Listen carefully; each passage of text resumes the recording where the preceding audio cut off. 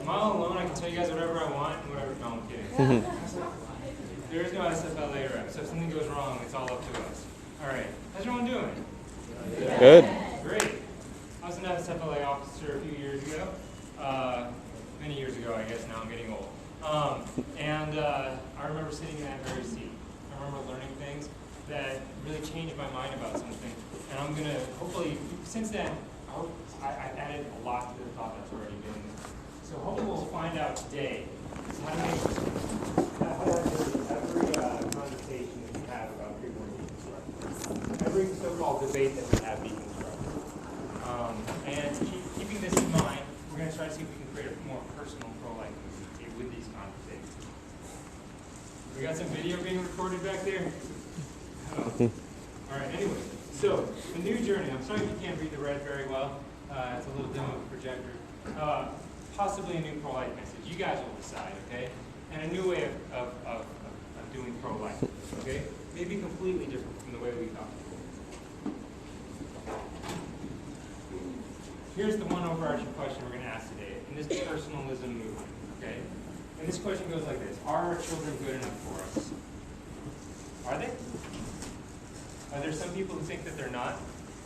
All right, so we're going to look at that question, all right?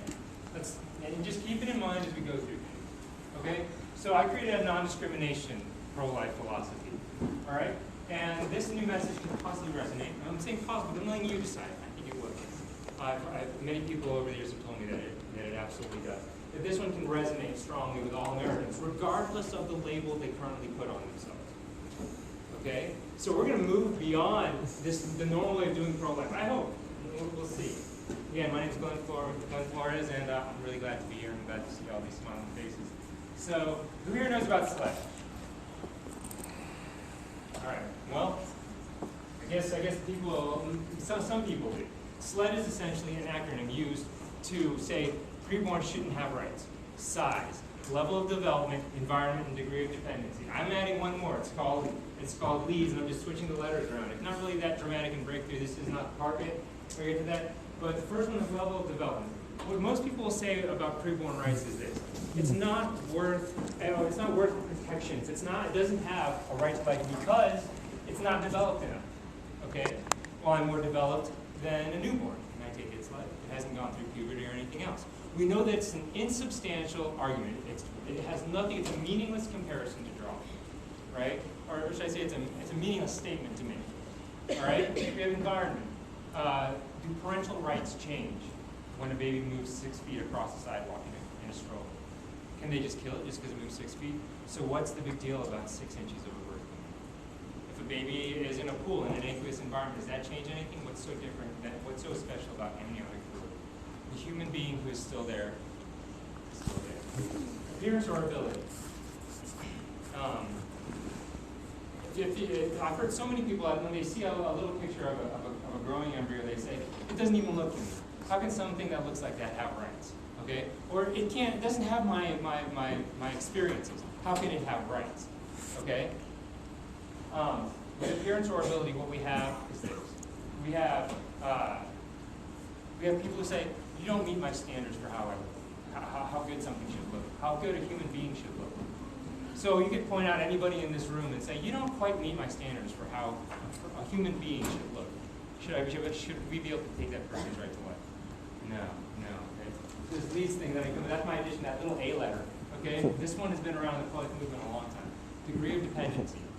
Okay? People say that a preborn should not have human rights because it's too dependent on others.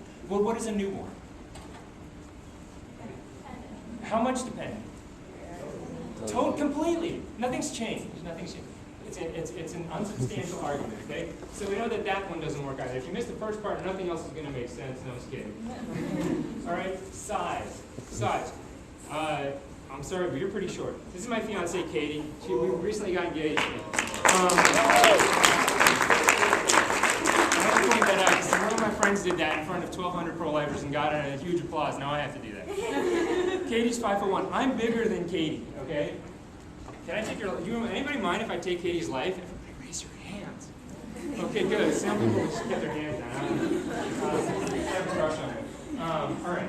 So this is a baby. I'm a photographer on the side. I do a little bit of hobbies. Someone asked me to take a picture of their newborn on day 1. It's substantially no different than a newborn on day 0 or -1 or whatever you want to call it. Okay. So that's SLED. Okay. Take a break. Here's what the personalism movement is about. I'm about people. This is about people. Okay. This is not about me telling you what to do. This is not about just me giving you information. This is about setting up a conversation between us and all Americans everywhere. Keep that in mind. Because this is not an ordinary presentation where I'm just going to throw a bunch of information at you. This is supposed to be interactive. So again, all of these manners of looking at preborn and saying not good enough for rights, all right? Not a good way to talk about things. And if you're wondering, you don't have to take any notes. This entire presentation is in this book and it's free for all of you. So, what is a real experience as a pro-life activist? I first heard this argument from a guy named Scott Klusendorf, and I was impressed. That's really clear. One of my friends said at the time, I said, I can't believe people can think about preborns this way.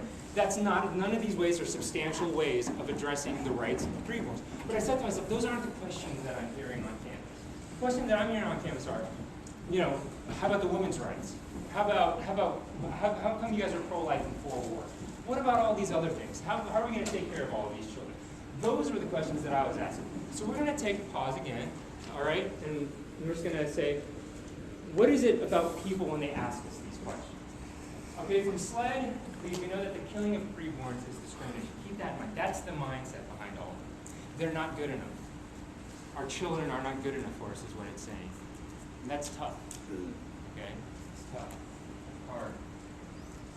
They force us to ask, why aren't our children good enough for us? It's lethal discrimination.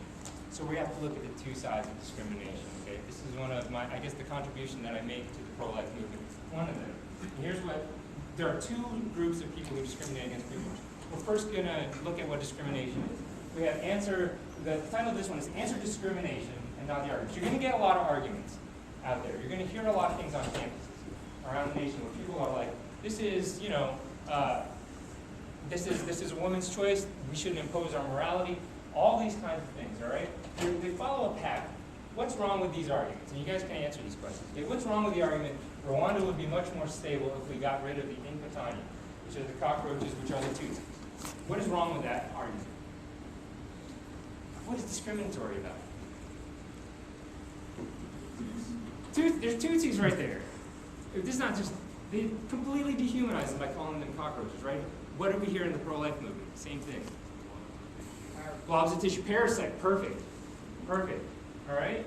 Same thing, Pol Pot's killing people. Don't you think Cambodia has a right to live in a simpler society? What's the discrimination here?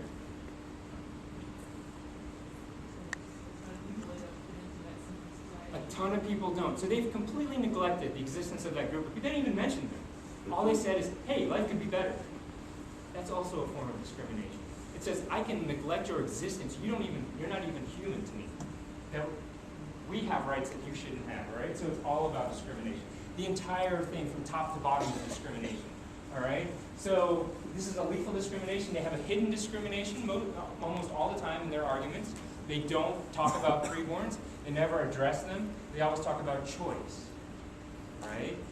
Okay? And they give a justification for it. It's a woman's right, okay? So you hear that. You hear that there's two things. Just two things. Keep that in mind, because when you hear people talking